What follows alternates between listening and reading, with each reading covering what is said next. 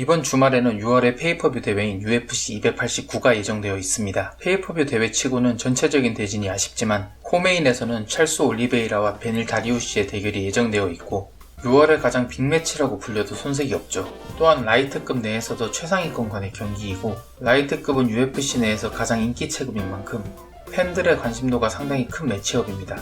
그래서 이번 영상은 올리베이라와 다리우시 경기의 프리뷰이고 몇 가지 포인트라고 생각되는 부분들을 정리해 보았습니다. 우선 양 선수의 프로필 비교입니다. 찰스 올리베이라는 키 177.8, 리치 187.9, 현재 라이트급 랭킹 1위입니다. 가장 최근 경기는 라이트급 타이틀전이었고 이슬람 마카체프에게 2라운드 서브미션 패배를 당했습니다. 특이사항으로는 개최 실패로 인한 타이틀 박탈 이슈가 있습니다. 다음으로 베닐 다리우시입니다. 키 177.8, 리치 182.8, 현재 라이트급 랭킹 4위입니다. 가장 최근 경기는 마테우스 감록과의 경기였고 3라운드 만장일치 판정승을 거두었습니다. 현재 8연승 중으로 마카체프 다음 가는 연승기록 보유자가 되겠네요. 찰스 올리베이라는 마카체프전의 패배를 겪고도 이번 경기에서 굳이 스타일을 바꾸지 않을 거라는 인터뷰를 했습니다. 그래서 올리베이라의 기존 스타일에 대해서 말해보자면 전형적인 무에타이 스탠스를 가지고 있기 때문에 무게중심이 굉장히 높습니다. 그래서 카프킥에는 상당히 내성이 높지만 레슬러들의 테이크다운에는 좋은 먹잇감이 되는 게 정상입니다. 그러나 주짓수 실력이 체급 내에서 정상급이기 때문에 그라운드로 내려가면 오히려 환영하는 입장이고 서브미션 그립을 잡아서 상대를 피니시시키는 능력이 굉장히 좋아서 UFC 내에서 최다 서브미션 승리를 보유하고 있기도 합니다. 타격전이 이어지는 경우에는 원거리에서는 카프킥이 나오거나 달려들어가면서 플라잉 프론트킥과 니킥 계열이 자주 보이고 올리베이라가 가까운 거리를 선택하는 경우에는 기다리기보다는 먼저 밀고 들어가면서 펀치 공방을 하거나 컬러 타일을 잡고 클린치 공방을 즐기는 스타일입니다. 경기 페이스가 굉장히 빠른 편이지만 공격성이 지나쳐서 카운터를 허용하고 다운당하는 장면도 많습니다. 원래는 다운을 당하더라도 주짓수로 커버해내지만 직전 경기인 마카체프전에서는 통하지 않았습니다. 마카체프 또한 체급 내에 정상급 레슬링과 그래플링을 보유하고 있고 실제 경기에서는 레슬링이 아닌 유도식 테이크다운을 통해서 별다른 체력 소비 없이 그라운드 상위 포지션을 차지했으며 무리한 움직임을 취하기보다는 포지션 유지에 주력했기 때문에 체력적인 부분에서 계속해서 이득을 보면서 경기가 진행되었습니다. 그랬기 때문에 마카체프는 카운터를 통해 다운을 얻어낸 직후에 어렵지 않게 서브미션을 잡아낼 수가 있었죠. 베닐 다리우시는 주짓수 스크램블을 굉장히 좋아한다는 말이 있습니다.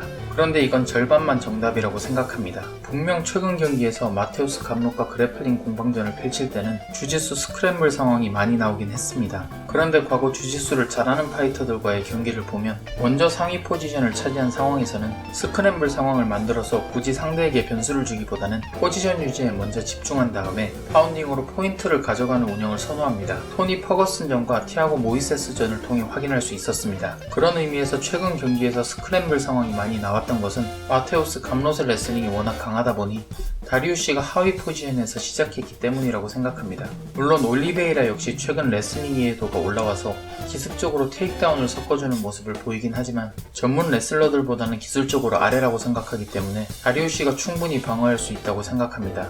다만 하위 포지션으로 먼저 가게 된다면 백을 주고 일어나는 경향이 있는데 이 상황은 조심해야 한다고 생각합니다. 그 이외의 그라운드 상황에서는 다리우시가 충분히 마카체프가 했던 것처럼 할 수 있다고 보고 있습니다. 스탠딩에서는 찰스 올리베이라가 더 낫다는 생각이 들었습니다. 베닐 다리우시는 스탠딩에서 자세가 낮고 상체를 웅크리고 있기 때문에 아래에서 위로 올라오는 직선 공격 패턴에 약점이 있습니다. 특히 올리베이라의 경우에는 원거리에서부터 플라잉 니킥이나 플라잉 프론트킥 같은 기술들이 많이 나오고 근거리에서 컬러 타일을 잡고 어퍼를 치는 것을 선호합니다. 그래서 스탠딩에서의 기술 상승은 올리베이라가 좋다고 생각합니다. 다만 올리베이라는 앞에서도 언급했듯이 카운터를 맞고 다운당하는 상황이 많이 나오고 이럴 때 주짓수로 커버하려는 성향이 있습니다. 다리우시는 나름대로 왼손 스트레이트를 카운터 무기로 가지고 있기도 합니다. 그래서 평소와 같은 패턴으로 페이스 조절 없이 들이대다 보면 먼저 카운터를 맞고 그라운드 상위 포지션을 내주면서 마카체프전 재탕이 나올 수도 있다고 생각합니다. 다리우시도 최근 내에서 최상위 그래플러인 만큼 당연히 테이크다운 옵션을 장착하고 있는 파이터입니다. 가장 많이 나오는 패턴은 클린치를 통해서 상대를 먼저 케이지로 몰아넣은 다음 더블렉 테이크다운으로 그라운드에 데려가는 겁니다. 이 과정에서 자신의 목이나 머리를 내주는 경향이 있는데 그래서 상대가 서브미션 카운터로 대응할 여지를 줍니다. 지금까지는 그립이 잡히더라도 주짓수 능력으로 잘 빠져나왔고 이번 경기에서도 같은 상황이 나온다면 당연히 다리우시의 입장에서는 최고의 상황이긴 합니다. 올리베이라 쪽에서 주짓수 스크램블 상황을 만들려고 체력을 몰았을 거고, 다리우시는 지금까지 그랬던 것처럼 먼저 포지션 유지에 집중하고 파운딩으로 포인트 게임만 해줘도 체력적인 우위를 점할 수 있기 때문입니다. 하지만 UFC에서 최다 서브미션 승리 기록을 가진 올리베이라에게 먼저 머리를 내주면서까지 테이크다운을 시도하는 것은 위험성이 너무 큰 도박수로 보여지고 플랜 A가 되기에는 무리가 있다고 생각합니다. 추가적으로 올리베이라는 그동안 레슬링에 대한 이해도가 높아졌습니다. 다리우시가 기존 방식의 더블렉을 사용한다면 이에 대한 저항이 예상보다 강할 거라고 봅니다. 그런 의미에서 마카체프가 유도식으로 올리베이라의 상위를 차지한 것은 굉장히 탁월한 선택이었다는 생각도 들었습니다.